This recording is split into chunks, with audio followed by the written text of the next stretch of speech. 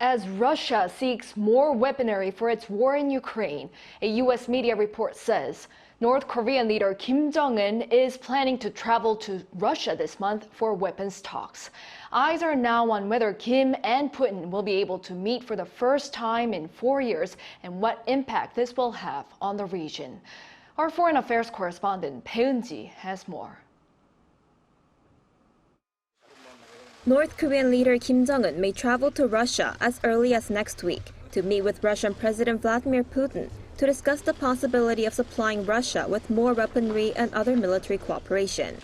Citing American and allied officials, the New York Times reported Monday local time that Kim would likely travel from Pyongyang, probably by armored train to Vladivostok, where he would meet with Putin. U.S. National Security Council spokesperson Adrian Watson also confirmed Monday that Kim is expected to visit Russia to discuss arms sales with Putin, and that the visit is widely anticipated to take place this month.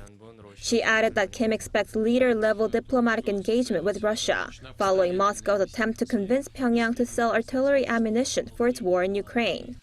U.S. officials said in return, Kim would ask Russia to provide North Korea with advanced technology for satellites and nuclear-powered submarines. It would be the first foreign diplomatic activity for the North Korean leader in 4 years. Kim last met Putin in April 2019, then met China's Xi Jinping 2 months later, in June. Since January 2020, the North isolated itself for 3 years during the COVID-19 pandemic. One expert noted that this comes after the historic summit last month between the leaders of South Korea, the U.S., and Japan at Camp David, where the three countries agreed to strengthen security ties. Overall, I think they will strengthen the three-way relationship between North Korea, China, and Russia. South Korea, the U.S., and Japan have already agreed to build a new trilateral security framework.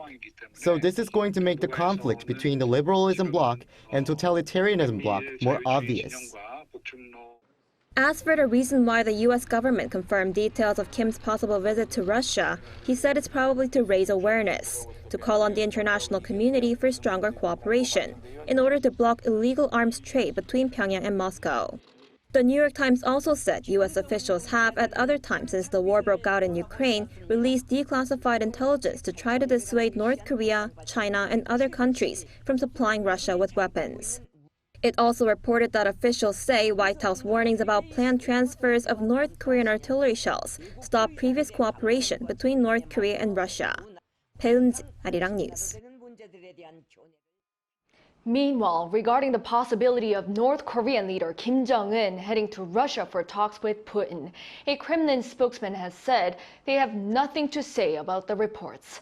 This is according to Russian state-owned news agency Sputnik.